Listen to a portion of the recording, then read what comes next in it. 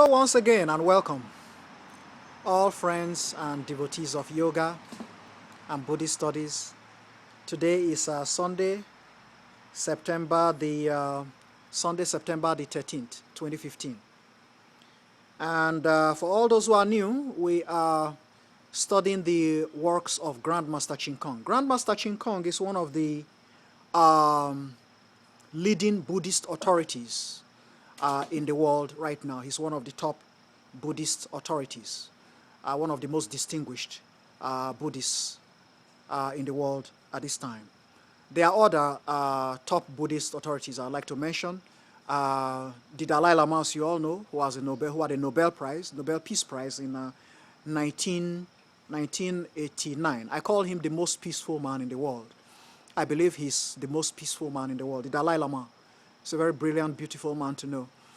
He had the Nobel Peace Prize in 1989.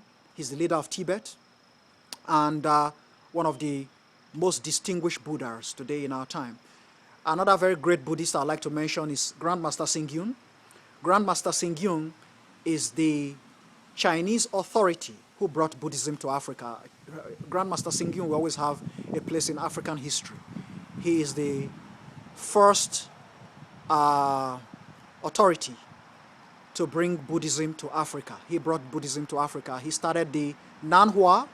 It's a giant, huge, very mighty foundation in South Africa. They bought hectares and hectares of land.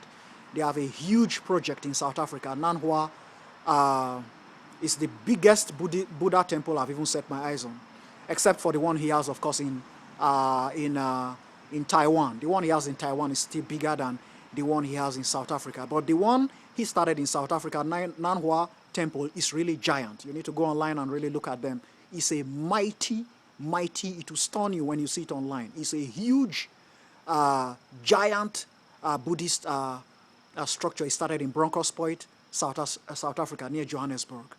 So they are there, the graduating Africans, first set of African Buddhist monks. They've been there since the turn of the millennium, since around the year 2000. They've been there, they've been in South Africa about the turn of the millennium, as I said.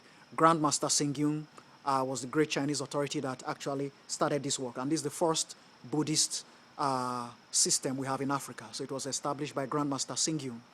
And Master Xingyun also has about several Buddhist universities in Taiwan.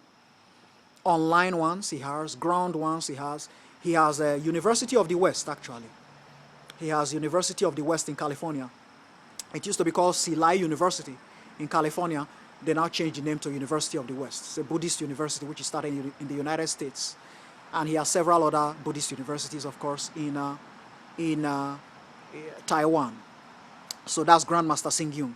And then Grandmaster Cheng Yen is the Lady Buddha.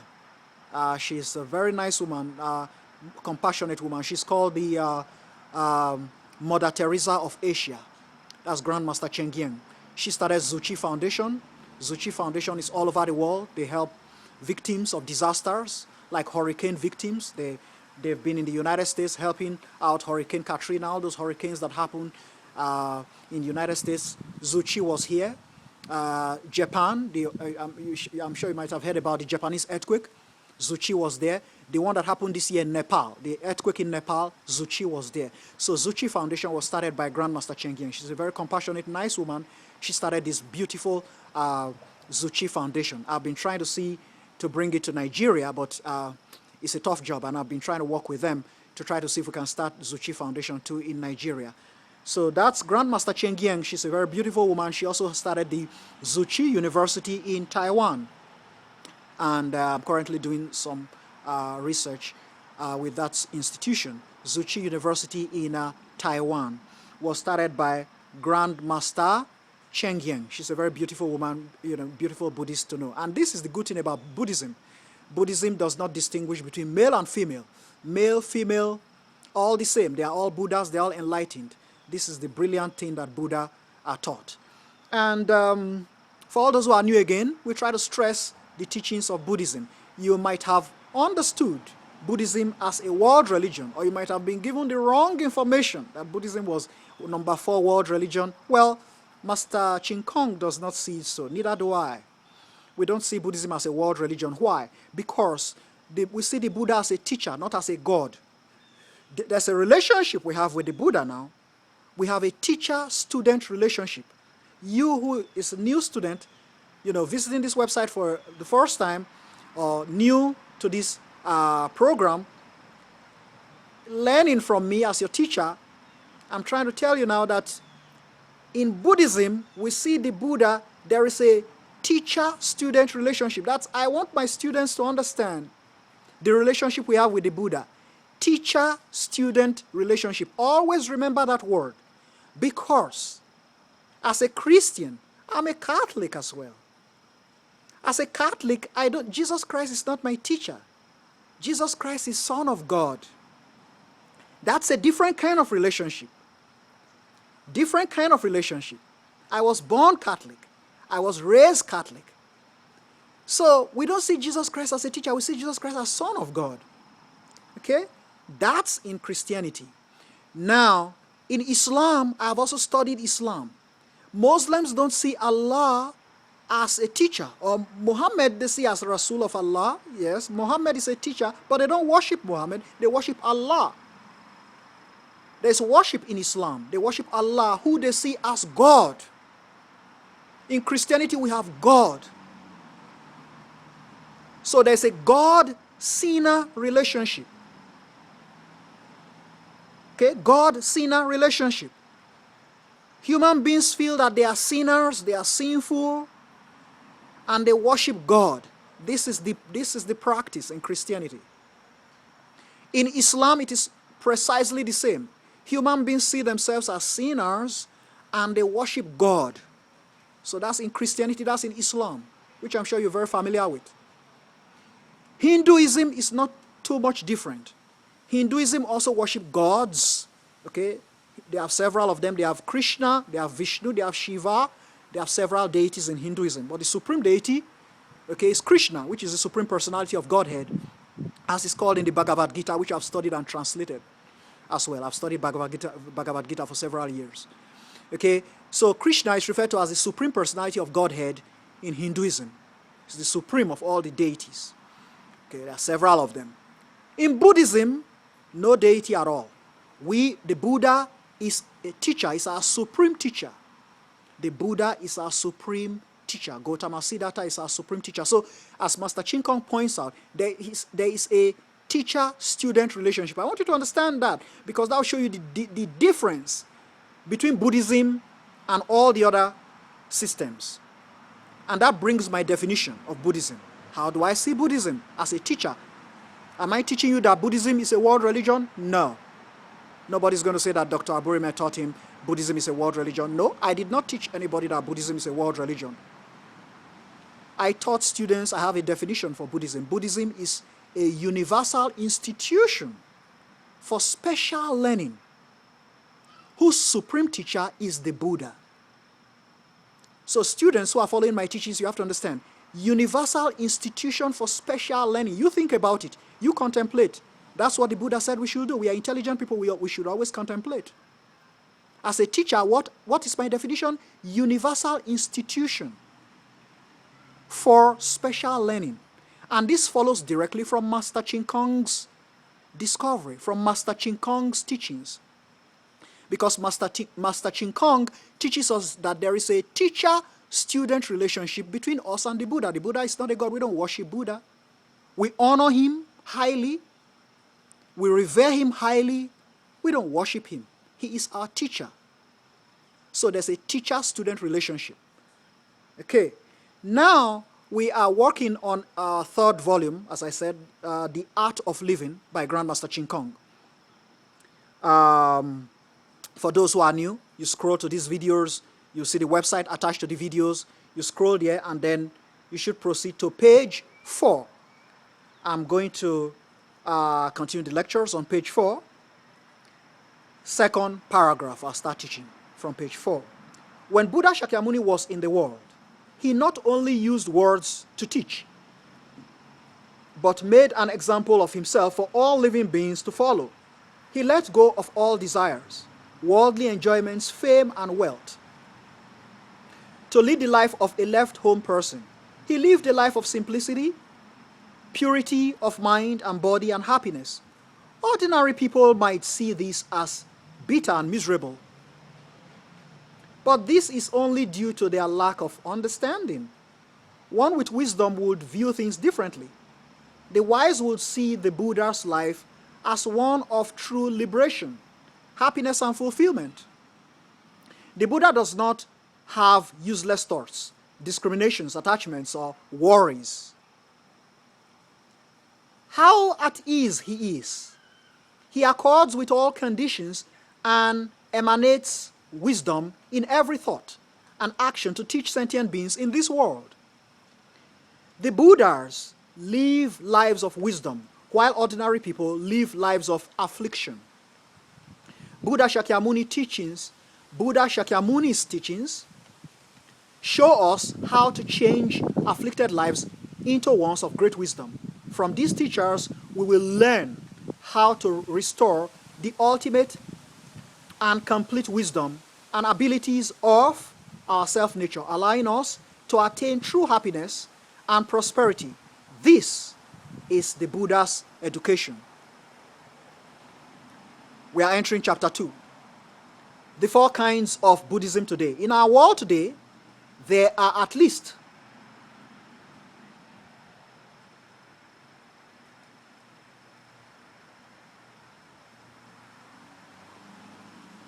There are at least 4 different types of Buddhism. The first is the authentic Buddhism, the education of understanding the true reality of life and the universe, originally taught by the Buddha Shakyamuni. Unfortunately, the remaining types of Buddhism are more or less distortions of the original teachings. The second type is the religious Buddhism. Originally, Buddhism was not a religion, but now it appears it has become one. We can no longer deny that there is a Buddhist religion because everywhere we look, especially in Asia, it is displayed as a religion, unfortunately. Unlike the monasteries in the past, which held 8-hour classes per day and provided another 8 hours for self-cultivation, today's Buddhist temples no longer uphold such a perseverance of the Buddha's teachings. Today, we mainly see people making offerings to the Buddha statues and praying for blessings and fortune. In this way, Buddhism has been wrongly changed into a religion. Very unfortunate. The third type of Buddhism is the philosophical study of the Buddha's teachings. Many universities today offer courses on the study of Buddhist sutras, considering the teachings as a philosophy. The content of the Buddhist education is actually a complete university of knowledge and wisdom. The content of the Buddha's education is actually a complete university of knowledge and wisdom. Philosophy is only one of its courses. Just as it is wrong to recognize a university as a single course, it is also inappropriate to think of and limit the Buddha's education to only a philosophy. The Buddha's education can help us resolve our problems, from family difficulties to the great issue of life and death. The Buddha's teachings are profound and vast and teach us the truths of life and the universe. It should not be mistaken as only a philosophy. The fourth type of Buddhism we see in our world today is the deviant and externalist Buddhism. This is an extremely unfortunate distortion, which only came to be in the past 30 to 40 years. Religious Buddhism persuades people to be decent, and philosophical Buddhism pursues truth. neither cause much harm to society. However, if Buddhism is changed into a deviant and externalist path, using the weakness of human nature to cheat and harm living beings, disturbing the peace and safety of society, then this conversion has gone too far. The speech and actions of these deviant and external paths can be very attractive and enticing.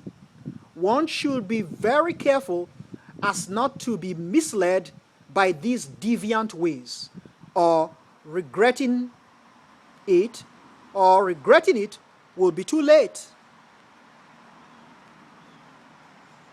These four types of Buddhism exist in our society today. We should recognize them for what they are and think carefully as to which way is most beneficial to us, and the one we will ultimately follow. I'll leave it at this point. Folks,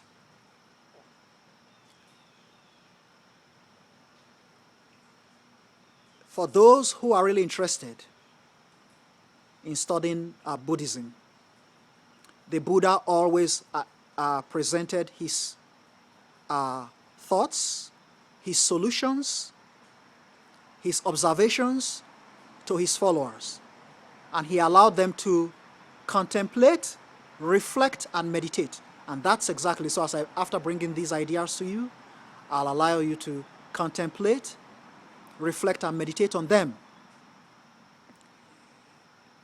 And then, if you have any questions or any comments, you feel free to contact me. My email address, c.aburime@hotmail.com or colorcollege@hotmail.com. Always remember the difference. Christianity has a God and human relationship, man and God. God, who is all perfect, okay, and human beings who are sinners. God and sinner relationship. Islam, same thing. God and sinner. God and human beings who are sinners or sinful. Hinduism, well, God and human beings who are again sinners. Buddhism, no. Buddhism does not consider anybody to be a sinner. We have no sinners here. I'm not a sinner. Buddhism has teacher and student relationship. I'm a student. I'm still a student. I'm teaching now, but I'm still a student because I'm still doing research. I'm still studying. I'm still trying to learn more. So this was how the Buddha brought Buddhism to us. He brought us the solutions to suffering. Human beings are suffering. This was Buddha's fundamental research, to find out why human beings suffer and to help to liberate humanity from suffering. So we are students. We try to investigate suffering. We try to find out what the solutions laid down by the Buddha, how they apply to us, and how we can liberate ourselves from suffering. Consider these, think about these, reflect on them, meditate on them. If you have any questions, feel free to contact me through my email addresses. Enjoy your day. For those who are working today, don't work too hard. For those who are resting today, just relax, contemplate, and meditate on these teachings. Have a pleasant day, folks. Namo Amitofo.